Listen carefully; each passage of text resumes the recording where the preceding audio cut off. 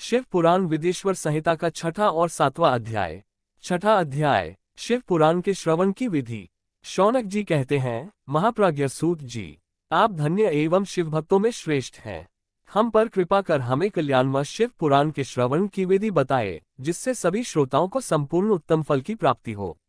सूत जी ने कहा, मुने शौनक, तुम्हें संपूर्ण फल की प्राप्ति के लिए मैं शिव पुराण की विधि सविस्तार बताता हूँ। सर्वप्रथम किसी ज्योतिषी को बुलाकर दान से संतुष्ट कर उससे कथा का शुभ मुहूर्त निकलवाना चाहिए और उसकी सूचना का संदेश सभी लोगों तक पहुंचाना चाहिए कि हमारे यहाँ शिव पुराण की कथा होने वाली है। अपने कल्याण की इच्छा रखने वालों को इसे सुनने अवश्य पधारना चाहिए।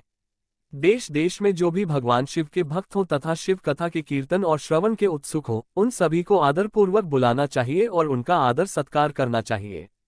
शिव पुराण सुनने के लिए मंदिर, तीर्थ, वन प्रांत अथवा घर में ही उत्तम स्थान का निर्माण करना चाहिए।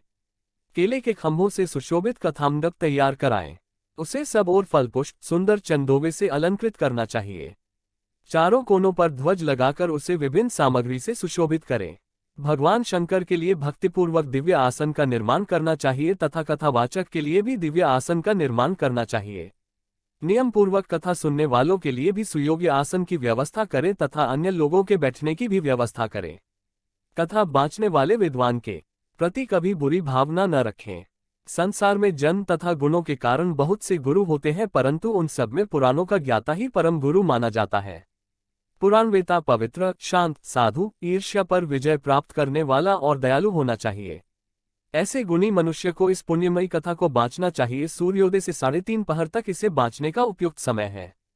मध्याह्न काल में 2 घड़ी तक कथा बंद रखनी चाहिए ताकि लोग मल मूत्र का त्याग कर सकें।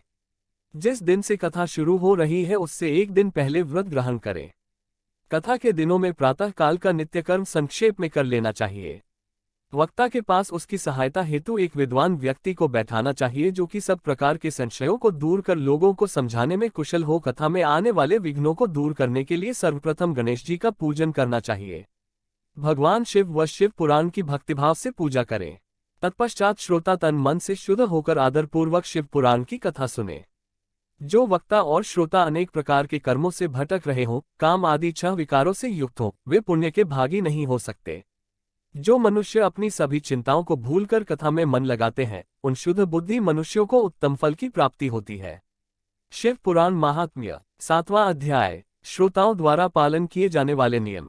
सूत जी बोले, शौनक, शिव पुराण सुनने का व्रत लेने वाले पुरुषों के लिए जो नियम है उन्हें भक्तिपूर्वक सुनो। शिव पुराण की पुण्यमयी कथा नियम पूर्वक सुनने से बिना किसी विघ्न बाधा के उत्तम फल की प्राप्ति होती है। दीक्षा रहित मनुष्य को कथा सुनने का अधिकार नहीं है, अतः पहले वक्ता से दीक्षा ग्रहण करनी चाहिए। नियम पूर्वक कथा सुनने वाले मनुष्य को ब्रह्मचर्य का अच्छी तरह से पालन करना चाहिए। उसे भूमि पर सोना चाहिए, पत्तल में खाना चाहिए तथा कथा समाप्त होने पर ही अन्न ग्रहण करना चाहिए।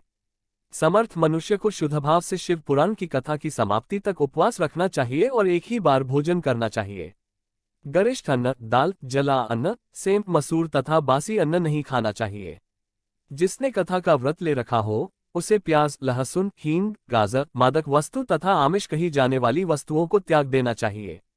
ऐसा मनुष्य प्रतिदिन सत्य, शौच, दया, मौन, सरलता, विनय तथा हार्दिक उदारता आदि सद्गुणों को अपनाए तथा साधु संतों की निंदा का त्याग कर नियमपूर्वक कथा सुने। सकौम मनुष्य इस कथा के प्रभाव से अपनी अभीष्ट कामना प्राप्त करता है और निष्काम मोक्ष प्राप्त करता है। सभी स्त्री पुरुषों को विधि विधान से शिव पुराण की उत्तम कथा को सुनना चाहिए। महर्षि, शिव पुराण की समाप्ति पर श्रोताओं को भक्तिपूर्वक भगवान शिव की पूजा की तरह पुराण पुस्तक की पूजा भी करनी चाहिए तथा इसके पश्चात विधिपूर्वक वक्ता का भी पूजन करना चाहिए। पुस्तक को रखने के लिए नया और सुंदर बस्ता बनाएं। पुस्तक व वक्ता की पूजा के उपरांत वक्ता की सहायता हेतु बुलाए गए पंडित का भी सत्कार करना चाहिए। कथा में पधारे अन्य ब्राह्मणों को भी अन्न धन का दान दें। गीत, वाद्य और नृत्य से उत्सव को महान बनाएं।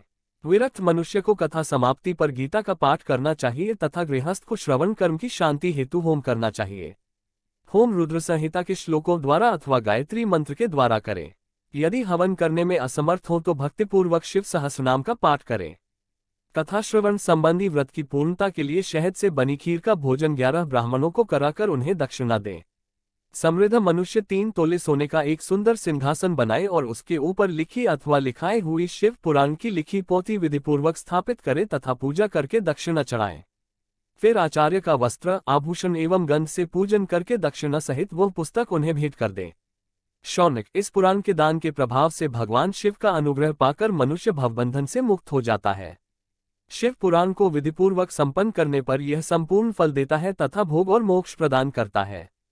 मुने, शिव पुराण का सारा महात्म्य जो संपूर्ण फल देने वाला है, मैंने तुम्हें सुना दिया है। अब आप और क्या सुनना चाहते हो? श्रीमान, शिव पुराण सभी पुराणों के माथे का तिलक है। जो मनुष्य सदा भगवान शिव का ध्यान करते हैं, जिनकी वाणी शिव के गुणों की स्तुति करती है और जिनके दोनों कान उनकी कथा सुनते हैं, उनका जीवन सफल हो जाता है, वे संसार सागर से पार हो जाते हैं। ऐसे लोग इहलोक और परलोक में सदा सुखी रहते हैं।